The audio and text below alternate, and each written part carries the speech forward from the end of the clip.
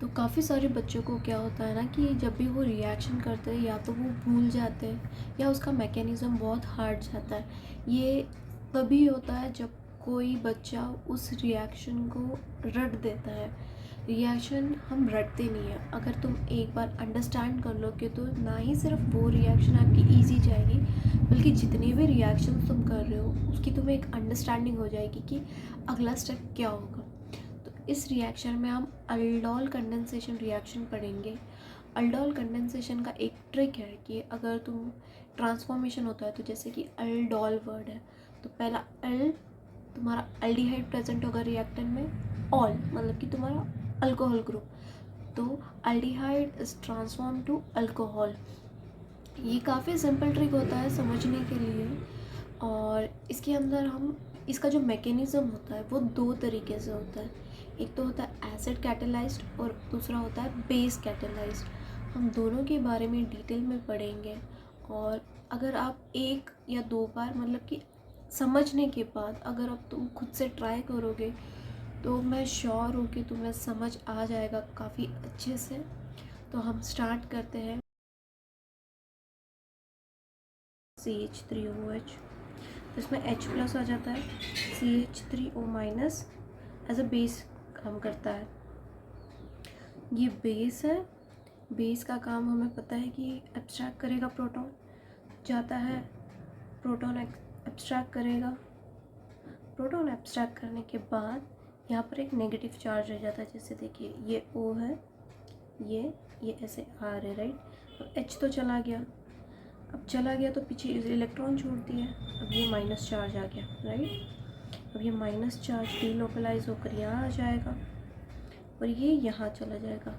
अब हमें क्या मिलेगा, यहाँ पर आने के बाद यहाँ तो डबल बॉन्ड बन जाएगा और यहाँ ऊपर जाने के बाद यहाँ एक नेगेटिव चार्ज आ जाएगा।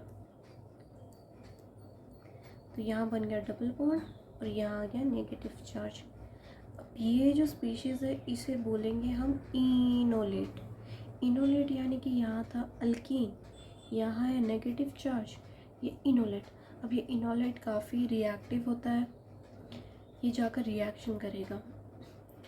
अब ये इनोलेट, ये माइनस चार्ज क्या करता है, खुद को डीलोकलाइज वापस करेगा और ये जो अल्कीन है यहाँ पर ये नेगेटिव चार्ज दे देगा, राइट।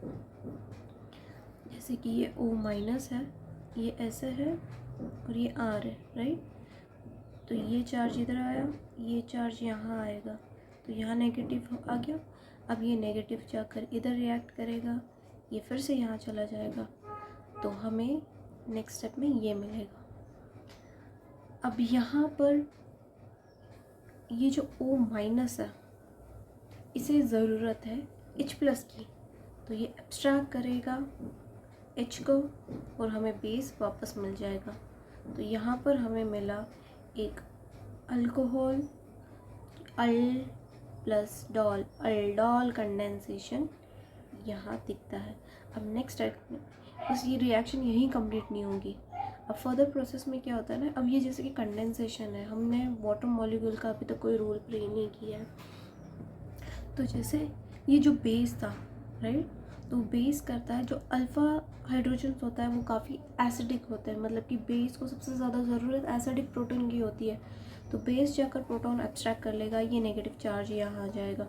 ये नेगेटिव चार्ज यहाँ आने के बाद ये वापस यहाँ अल्कीन फॉर्म करेगा और हमें न्यूक्लियोफाइल बाहर मिलेगा OH, राइट। तो जैसे कि यहाँ ये डबल बॉन्ड आ गया था और ये O माइनस बाहर निकल गया। तो यहाँ पर जब डिहाइड्रेशन होता है तो हमें अनसैचुरेटेड अल्डिहाइड मिलता है, मतलब कि ये ईन। अब ये था हमारा बेस कैटेलाइज्ड। अब नेक्स्ट स्टेप में हम देखेंगे कि एसिड कैटेलाइज्ड में क्या होता है। एसिड को ज़रूरत होती है बेस की। तो अब ये O के पास इलेक्ट्रॉन है ऑक्सीजन के पास, तो ये लोन पैर जाकर इससे बॉन्ड बनाएंगे H से, तो ये हो गया हमारा। अब जैसे कि जो देता है वो राजा बन जाता है, ऐसा तो मैं लर्न करती थी। तो O ने अब इसको इलेक्ट्रॉन दिए तो इसके ऊपर बन जाएगा पॉजिटिव चार्ज। देने वाला हमेशा पॉजिटिव और जो लेता है वो नेगेटिव हो जाता है आपका। तो इसने पॉजिटिव दिया, दे दिया।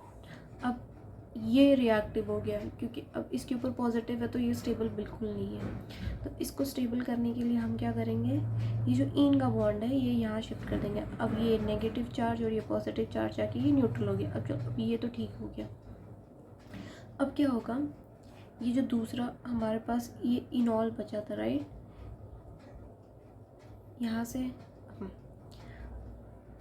अब ये क्या करेगा ना, इसके ओके इलेक्ट्रॉन यहाँ शिफ्ट कर देगा और ये बॉन्ड जाके यहाँ रिएक्ट करेगा।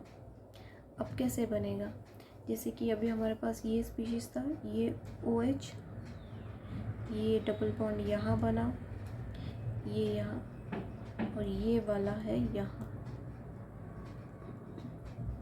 O को ज़रूरत है इलेक्ट्रॉन की, H इलेक्ट्रॉन देके बाहर आ जाता है और ये मिलता है हमारा aldol product.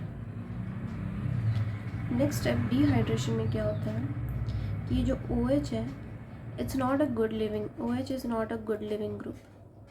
To make it a good leaving group हम इसको कन्वर्ट कर देंगे H2 में, और पानी इज़ मतलब वाटर मॉलिक्यूल बहुत ज़्यादा गुड लिविंग ग्रुप होता है। तो जैसे ये ले लेगा, अब इसके ऊपर पॉजिटिव हो गया, अब इसको बाहर निकलना है तो यहाँ से पुश मिलता है, जो एसिडिक प्रोटॉन होता है वो यहाँ शिफ्ट हो जाता है, अल्कीन फॉर्म करता है।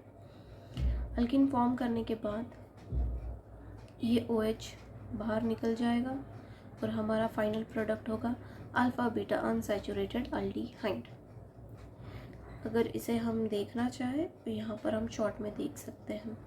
जब एसिड के कंडीशन में हम इनॉल मोड था और बेस के कंडीशन में ये इनोलेट मोड होता है। ठीक है, आई होप ये आपको समझ आ गई होगी। आप सिर्फ 2-3 बार आप यहाँ से देख कर लीजिए।